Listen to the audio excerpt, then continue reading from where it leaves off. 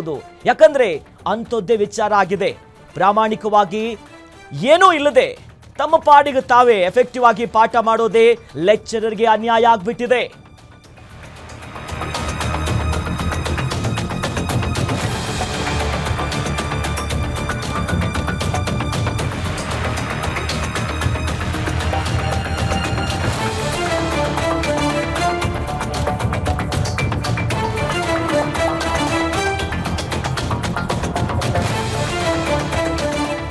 ಕನ್ನಡದಲ್ಲೇ ಕೇಳಿದ ಪ್ರಶ್ನೆಗೆ ಕನ್ನಡದಲ್ಲೇ ಉತ್ತರವನ್ನ ಕೊಟ್ಟ ಉಪನ್ಯಾಸಕನಿಗೆ ಶಿಕ್ಷೆಯಾಗಿದೆ. ಬೆಂಗಳೂರಿನ ಆರ್ವಿ ಲರ್ನಿಂಗ್ ಹಬ್ ಎನ್ನುವಂತ ಕಾಲೇಜಿನಲ್ಲಿ ಅನ್ಯಾಯ ನೋಡಿ. ಮೊನ್ನೆ ಗುರುವಾರ ಪಾಠ ಮಾಡುವಾಗ ಕನ್ನಡದಲ್ಲೇ ಪ್ರಶ್ನೆಯನ್ನ ಕೇಳ್ತಾರೆ ವಿದ್ಯಾರ್ಥಿನಿ. ಅದಕ್ಕೆ ಕನ್ನಡದಲ್ಲೇ ಉತ್ತರವನ್ನ ಕೊಡುವಾಗ ಮತ್ತೊಬ್ಬ ವಿದ್ಯಾರ್ಥಿಯಿಂದ ಕನ್ನಡಕ್ಕೆ ಆಕ್ಷೇಪ ವ್ಯಕ್ತವಾಗುತ್ತೆ.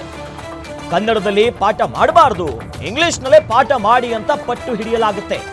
ಆಗ ಯಾಕೆ ಅಂತ ಆ ವಿದ್ಯಾರ್ಥಿನಿಗೆ ಪ್ರಶ್ನೆ ಮಾಡಲಾಗುತ್ತೆ. ಉಪನ್ಯಾಸಕರು ಕೇಳ್ತಾರೆ, ನಾನು ಕನ್ನಡ ಬರಲ್ಲ, ಇಂಗ್ಲಿಷ್ನಲ್ಲೇ ಪಾಠ ಮಾಡುವಂತೆ ಪಟ್ಟು ಹಿಡಿತಾರೆ ಆ ವಿದ್ಯಾರ್ಥಿನಿ. ಇಂಗ್ಲಿಷ್ ಮೀಡಿಯಂ ಇದು ಅಂತ ಭಾರಿ ವಾಗ್ವಾದ ಮಾಡ್ತಾರೆ ವಿದ್ಯಾರ್ಥಿನಿ. ಕರ್ನಾಟಕದಲ್ಲಿ ಕನ್ನಡ ಅಂದ್ರೆ ಕ್ರಿಮಿನಲ್ ಲ್ಯಾಂಗ್ವೇಜ್ ಅನ್ನೋದಾಗಿ ಉಪನ್ಯಾಸಕರು ಪ್ರಶ್ನೆ ಮಾಡ್ತಾರೆ.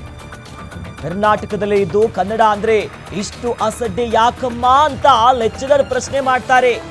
ಮೊದಲಿಗೆ ಒಂದು ವಿದ್ಯಾರ್ಥಿನಿ ಕನ್ನಡದಲ್ಲೇ ಉಪನ್ಯಾಸಕರಿಗೆ ಪ್ರಶ್ನೆ ಮಾಡ್ತಾರೆ. ಆಗ ಉಪನ್ಯಾಸಕರು ಕ್ಲಾಸ್ ರೂಮ್ ಅಲ್ಲಿ ಉತ್ತರ ಕೊಡ್ತಾರೆ ಕನ್ನಡದಲ್ಲಿ. ಆಗ ಏಕ್ದಮ್ ಮತ್ತೊಂದು ವಿದ್ಯಾರ್ಥಿನಿ ಪ್ರಶ್ನೆ ಮಾಡೋದು ನೋ ನೋ ಅಂತ. ಇದು ಕಾಣ್ತಾ ಇರುವ ಕಾಲೇಜು ಆರ್ವಿ ಲರ್ನಿಂಗ್ ಹಬ್ ಅಂತ. ನಾನಿಲ್ಲಿ ಲೆಕ್ಚರರ್ ಆಗಿ ಕೆಲಸ ಮಾಡ್ತಿದ್ದೆ.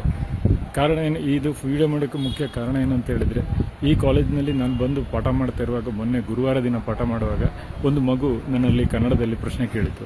ನಾನು ಗೊತ್ತಿಲ್ಲದೆ ಕನ್ನಡದಲ್ಲಿ ಆನ್ಸರ್ ಮಾಡ್ತಾ ಇರೋ, ಗೊತ್ತಿಲ್ಲದೆಲ್ಲ ಅಲ್ಲಿ ಬಂದೇ ಬರುತ್ತೆ ಕನ್ನಡ ಗೊತ್ತಿರೋದ್ರಿಂದ. ಪಾಠ ಮಾಡ್ತಾ ಇರುವಾಗ ಇನ್ನೊಂದು ಮಗು ಎದ್ದು ನಿಂತು ಕನ್ನಡದಲ್ಲಿ ಮಾತಾಡಬಾರ್ದು ಅಂತ ಹೇಳಿತು. ನನಗೆ ತುಂಬ ಕನ್ಫ್ಯೂಷನ್ ಆಯಿತು, ಏನಪ್ಪ ಇದು ಅಂತ. ನಾನು ಮಗುಗೆ ಹೇಳಿದೆ ಯಾಕೆ ಅಂತ. ನನಗೆ ಕನ್ನಡ ಬರಲ್ಲ, ಇಂಗ್ಲೀಷಲ್ಲೇ ಪಾಠ ಮಾಡಬೇಕು, ಇಂಗ್ಲೀಷಲ್ಲಿ ಆನ್ಸರ್ ಮಾಡಿದ್ದು, ಇಂಗ್ಲೀಷ್ ಮೀಡಿಯಮ್ ಆಗಿದ್ದರಿಂದ ಅಂತೇಳಿ ತುಂಬ ವಾಗ್ವಾದ ಮಾಡಿತ್ತು ಆ ಮಗು. ನಾನು ಬೇಜಾರಾಗಿ ಕೇಳಿದಲ್ಲಮ್ಮ, ನೀನು ನಿಮಗೆ ಕೇಳ್ತಾ ಇದೆಯಲ್ಲ ಕರ್ನಾಟಕದಲ್ಲಿ ಕಲಿತು, ನಿಮಗೆ ಕನ್ನಡ ಬರಲ್ಲ ಅಂತ ಹೇಳ್ತಾ ಇದೆಯಾ, ಅವಳು ಕೇಳಿದ ಪ್ರಶ್ನೆ ಕನ್ನಡದಲ್ಲಿರೋದು ಅದು ನಿಂಗೆ ಹೆಂಗೆ ಅರ್ಥ ಆಗುತ್ತೆ ಅಂತ ಕೇಳಿದೆ. ಅದಕ್ಕೆ ಆ ಮಗು ಹೇಳಿತ್ತು, ನನಗೆ ಗೊತ್ತಿಲ್ಲ, ಇಂಗ್ಲೀಷಲ್ಲೇ ಆನ್ಸರ್ ಮಾಡಿ ಅಂತ. ಆ ವಾಗ್ವಾದ ಮಧ್ಯದಲ್ಲಿ ನಾನು ಕೇಳಿದೆ, ಏನಮ್ಮ ನೀನೇನು ತಿಳ್ಕೊಂಡಿದ್ಯಾ, ಕನ್ನಡ ಅಂದರೆ ಒಂದು ಕ್ರಿಮಿನಲ್ ಲ್ಯಾಂಗ್ವೇಜ್ ಅಂತ ತಿಳ್ಕೊಂಡಿದ್ಯಾ, ಅದು ಈ ಮಣ್ಣಿನ ಲ್ಯಾಂಗ್ವೇಜ್ ಅಂತ. ಆ ಮಗುಗೆ ನಾನು ಅರ್ಥ ಮಾಡಿಸೋಕ್ಕೆ ಸ್ವಲ್ಪ ಬೇಜಾರಲ್ಲಿ ಮಾತಾಡಿದೆ. ಯಾಕಂದರೆ ಬರೀ ರಾಸಾಯನಶಾಸ್ತ್ರ ಉಪನ್ಯಾಸಕ ಅಲ್ಲದೆ ನಾನೊಬ್ಬ ಕನ್ನಡ ಮಣ್ಣು ತಿಂದು ಬದುಕುವಂಥ ಒಂದು ಮನುಷ್ಯ ನಾನು. ಅದರಿಂದ ಇದು ಕಾಣ್ತಾ ಇರುವ ಕಾಲೇಜು ಆರ್ವಿ ಲರ್ನಿಂಗ್ ಹಬ್ ಅಂತ. ನಾನಿಲ್ಲಿ ಲೆಕ್ಚರರ್ ಆಗಿ ಕೆಲಸ ಮಾಡ್ತಿದ್ದೆ. ಕಾರಣ ಏನು, ಇದು ವಿಡಿಯೋ ಮಾಡೋಕ್ಕೆ ಮುಖ್ಯ ಕಾರಣ ಏನಂತ ಹೇಳಿದರೆ, ಈ ಕಾಲೇಜಿನಲ್ಲಿ ನಾನು ಬಂದು ಪಾಠ ಮಾಡ್ತಾ ಇರುವಾಗ, ಮೊನ್ನೆ ಗುರುವಾರ ದಿನ ಪಾಠ ಮಾಡುವಾಗ ಒಂದು ಮಗು ನನ್ನಲ್ಲಿ ಕನ್ನಡದಲ್ಲಿ ಪ್ರಶ್ನೆ ಕೇಳಿತು. ನಾನು ಗೊತ್ತಿಲ್ಲದೆ ಕನ್ನಡದಲ್ಲಿ ಆನ್ಸರ್ ಮಾಡ್ತಾ ಇರೋ, ಗೊತ್ತಿಲ್ಲದೆಲ್ಲ ಅಲ್ಲಿ ಬಂದೇ ಬರುತ್ತೆ ಕನ್ನಡ ಗೊತ್ತಿರೋದ್ರಿಂದ. ಪಾಠ ಮಾಡ್ತಾ ಇರುವಾಗ ಇನ್ನೊಂದು ಮಗು ಎದ್ದು ನಿಂತು ಕನ್ನಡದಲ್ಲಿ ಮಾತಾಡಬಾರ್ದು ಅಂತ ಹೇಳಿತು.